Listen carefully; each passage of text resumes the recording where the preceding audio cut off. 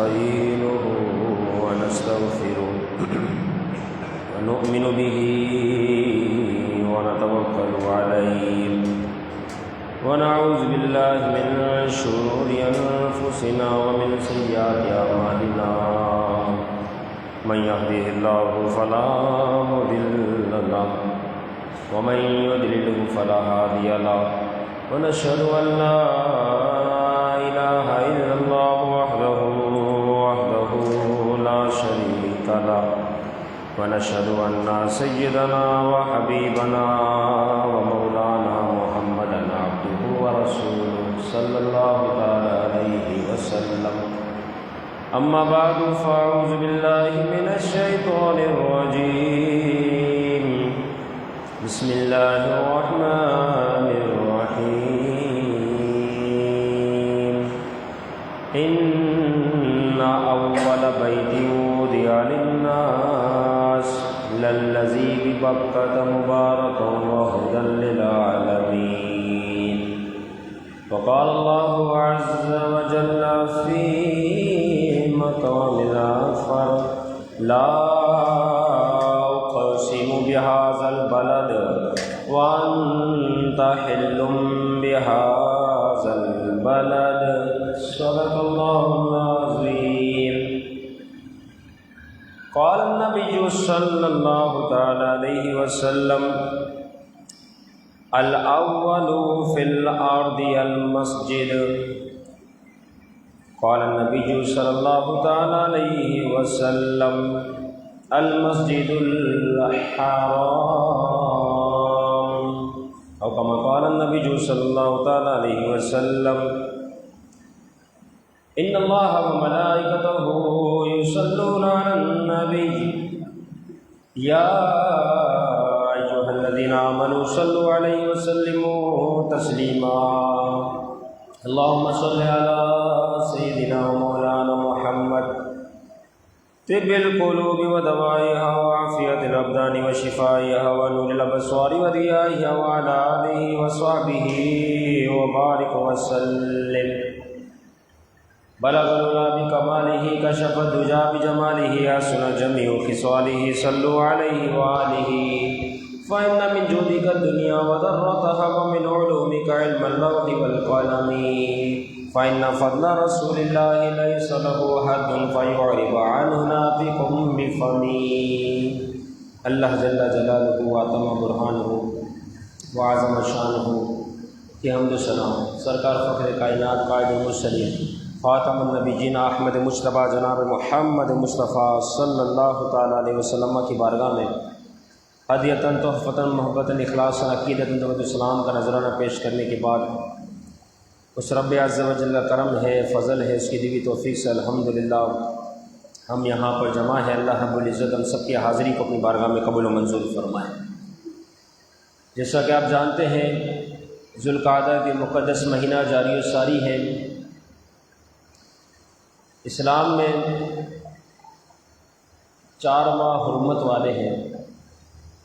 ان میں پہلا مہینہ ذوالقعدہ جو مہینہ جاری ہے، یہ پہلا مہینہ ہے. ذوالحجہ، محرم اور رجب، یہ 4 مہینے حرمت والے ہیں جس میں جنگ و قتال و فساد تمام چیزوں سے منع کر دیا جاتا ہے کہ یہ حرمت کا حکم ہے. اس میں پہل نہ کی جائے، جنگ و قتال کی طرف نہ بڑھا جائے. تو ذوالقعدہ یہی وہ مقدس مہینہ ہے جس کی 5 تاریخ کو سیدنا ابراہیم علیہ السلام اور سیدنا اسماعیل علیہ السلام نے بیت اللہ شریف کی تعمیر کی بنیاد ڈالی. 5 ذوالقعدہ. اور شوال، ذوالقعدہ اور ذوالحجہ کے 10 دن، تقریباً 70 دن تمام ملا کر یہ حج کے مہینے کہلاتے ہیں. شوال سے سلسلہ شروع ہو جاتا ہے. اور خوش نصیبی ہے ان لوگوں کے لیے جو رب عز و جل کے فضل و کرم سے سفر حج کو روانہ ہو چکے یا سفر حج کو روانہ ہو رہے ہیں یا سفر حج کو روانہ ہوں گے، جن کے قافلے تیار ہیں، جن کی تیاریاں مکمل ہیں، جن کے ویزے لگ چکے ہیں، کتنی خوش نصیبی ہے ان لوگوں کے لیے کہ وہ جیتی جاگتی آنکھوں سے بیت اللہ کے گھر کا دیدار کریں گے۔ کتنی شان والی ہے وہ آنکھیں جو بیت اللہ شریف کو دیکھیں گی، اور کتنی شان والے ہیں وہ حضرات جو بیت اللہ شریف کی فضاؤں میں، جو کہ معطر ہے، منور ہے، رحمتوں والی، برکتوں والی، فضیلتوں اور عظمتوں والی اور نعمتوں والی فضاؤں میں سانسوں کو لیں گے، اور اس سرزمین پر جا کر عبادت کریں گے جس زمین کے بارے میں آتا ہے کہ کوئی شخص وہاں پہنچ کر ایک نیکی کرتا ہے، اللہ اسے 1,00,000 نیکی کے برابر اجر عطا فرماتا ہے، کہ وہ رب عز و جل کی طرف سے حرم ہے۔ تو ان لوگوں کی شان ہے جو یقیناً سفر حج کو روانہ ہوں گے یا روانہ ہو چکے ہیں۔ اللہ تعالیٰ ان خوش نصیبوں کے صدقے ہمیں بھی زندگی میں بار بار یہ سعادت نصیب فرمائے۔ بات آتی ہے تعمیر کعبہ کے حوالے سے۔ کعبۃ اللہ شریف کی کتنی بار تعمیر کی گئی، کعبۃ اللہ شریف کی کیا شان ہے، اللہ تعالیٰ نے بہترین شہر مکۃ المکرمہ کو کیا فضیلت عطا فرمائی، اس حوالے سے گفتگو ہوگی۔ یاد رکھیں کہ روئے زمین پر کچھ طبقات ایسے ہیں جن کو اللہ نے خوب برکتوں سے نوازا ہے، اور لوگوں کے لیے ان جگہوں پر پہنچنا سعادت کی بات ہے، اور لوگوں کے دل ان جگہوں پر کھینچے چلے آتے ہیں۔ اس سے مراد مکہ المکرمہ اور مدینہ المنورہ کی سرزمین ہے، کہ جانے والا جتنی بار جائے گا، ہر بار جب جانے والا ہوگا تو اس کو ایسے ہی لگے گا کہ میں جس طرح پہلے جذبے کے ساتھ گیا تھا، آج اس سے زیادہ بڑھ کر جذبے کے ساتھ جاؤں۔ ہر بار اس کا جذبہ نیا، ہر بار اس کا ولولہ شوق پہلے سے بھی زیادہ۔ فرمایا اس زمین کو اللہ نے اتنی شان عطا فرمائی کہ لوگوں کے دل کھینچے چلے جاتے ہیں، اور بیت اللہ شریف کی جو زمین ہے جسے سب سے پہلے پیدا کیا گیا، بنایا گیا، تخلیق ہوئی، آدم علیہ السلام کی پیدائش سے بھی 2000 سال پہلے جس جگہ پر بیت اللہ شریف ہے، وہاں جو نیچے کی زمین ہے، 2000 سال پہلے آدم علیہ السلام کی تخلیق سے بھی سب سے پہلے کعبۃ اللہ شریف کی تعمیر فرشتوں نے کی۔ بیت المعمور جو رب عز و جل کے یہاں ان کا قبلہ ہے آسمانوں کے اوپر، اس کے بالکل سیدھ میں، بالکل نیچے بیت اللہ شریف کی تعمیر ہوئی، یعنی آسمان والوں کے لیے جو کعبۃ اللہ ہے وہ بیت المعمور ہے، جو آسمان کے فرشتے ہیں، زمین کے فرشتے ان کے لیے بیت اللہ شریف ہے۔ تو بیت اللہ شریف پر کوئی کھڑے ہو کر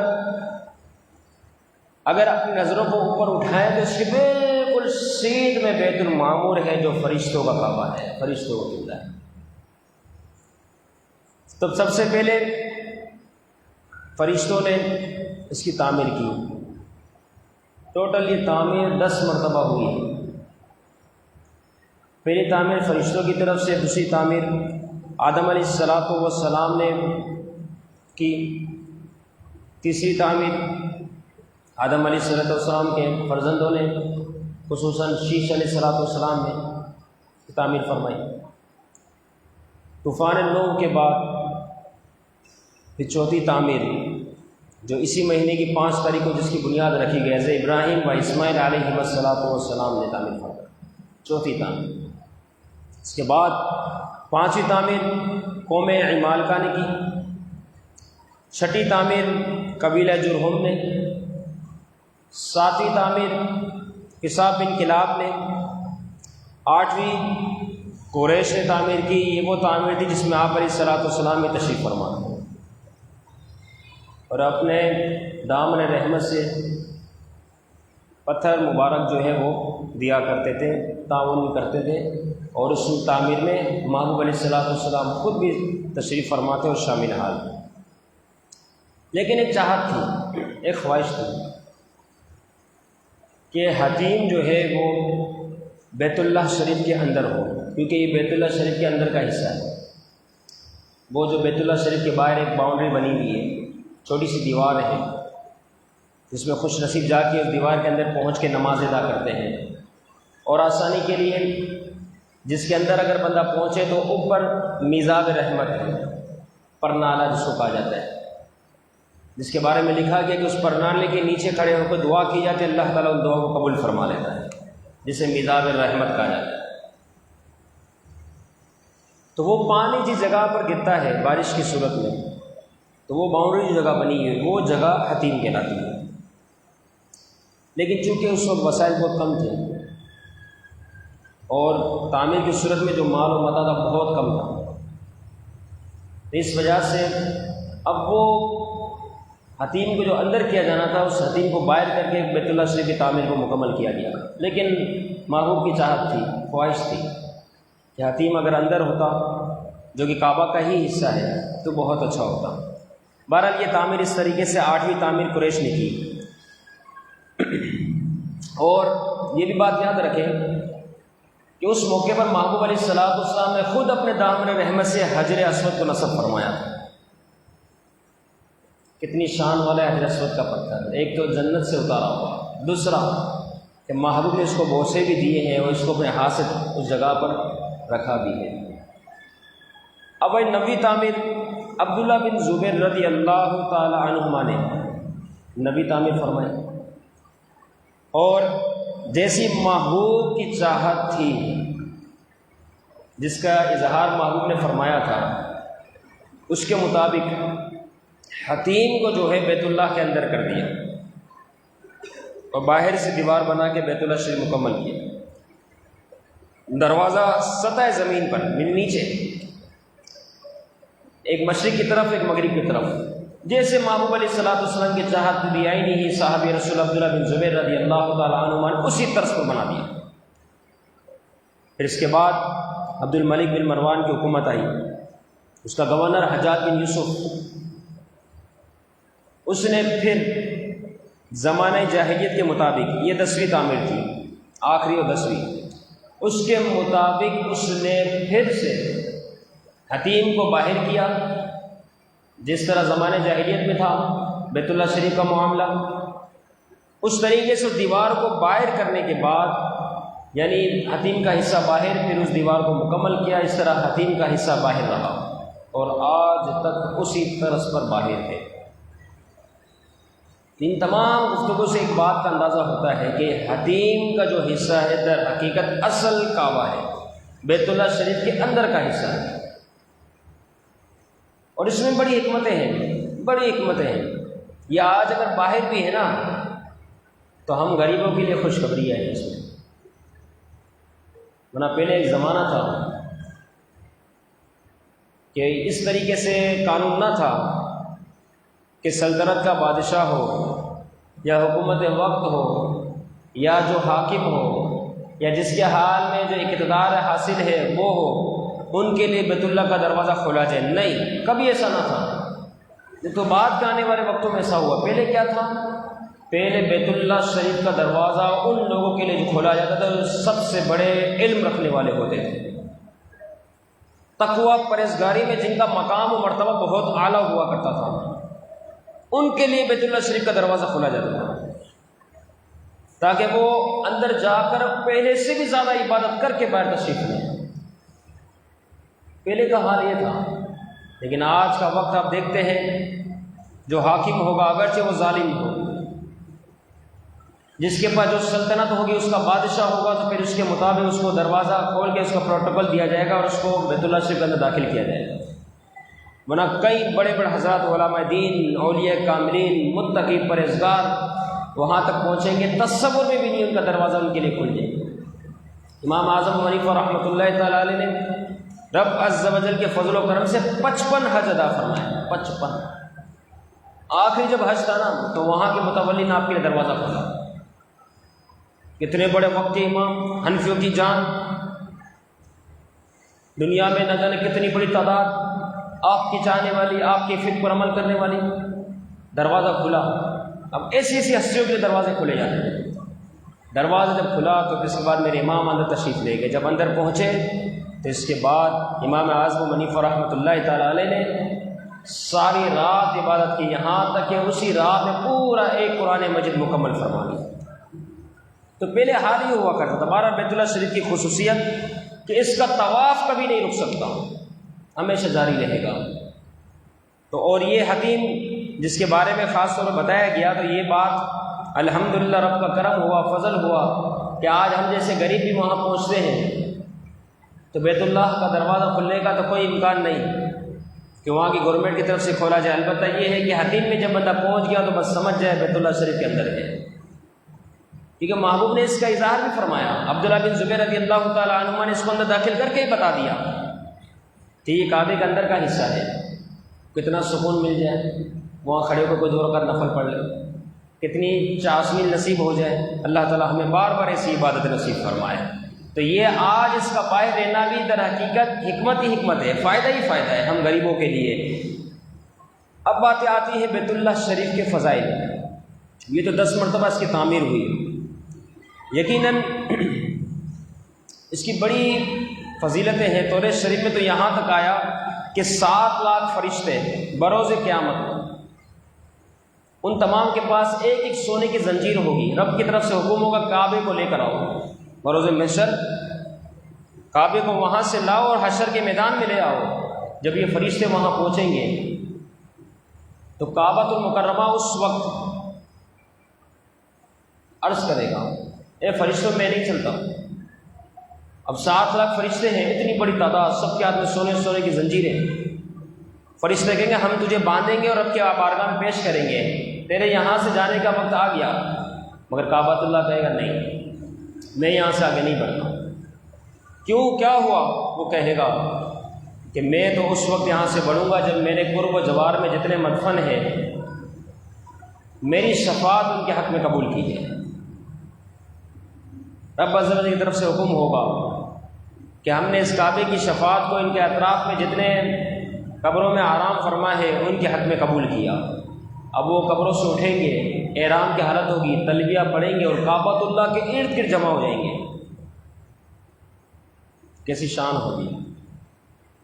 پھر فرشتے دوبارہ اس کعبۃ المکرمہ کو باندھنے کی کوشش کریں گے کہ ہم باندھ کر پھر بروز محشر جو معاملہ ہے وہ رب عز و جل کی بارگاہ میں سے پیش کریں۔ 7 لاکھ فرشتے، ہر ایک کے ہاتھ میں سونے کی زنجیر۔ پھر کعبۃ اللہ جو شریف ہے وہ انکار کر دے گا، میں اب بھی نہیں آ سکتا۔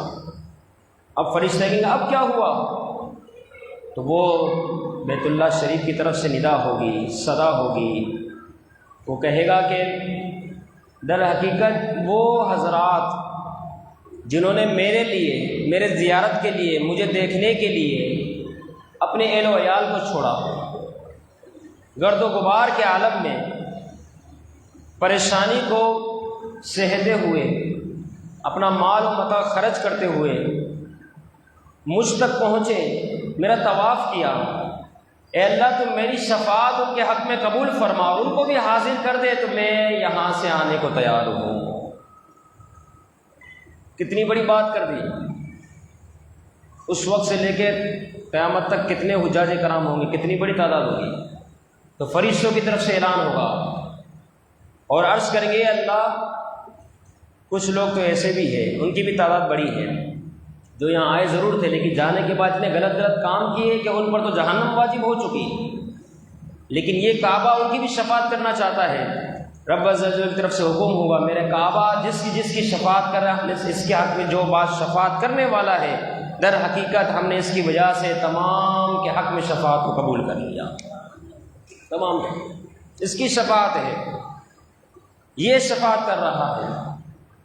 پھر یہ سارے قبروں سے کھڑے ہوں گے، فرشتوں کی طرف سے ندا دی جائے گی کہ اے کعبے کی طرف آنے والوں دوسرے لوگوں سے الگ ہو جاؤ، ان کی جماعت الگ بنے گی، سارے بیت اللہ کے ارد گرد جمع ہوں گے، احرام کی حالت ہوگی، تلبیہ پڑھ رہے ہوں گے، اور اس طریقے سے پھر کعبۃ اللہ شریف کو پھر وہاں سے لے آ کر رب کی بارگاہ میں پیش کیا جائے گا۔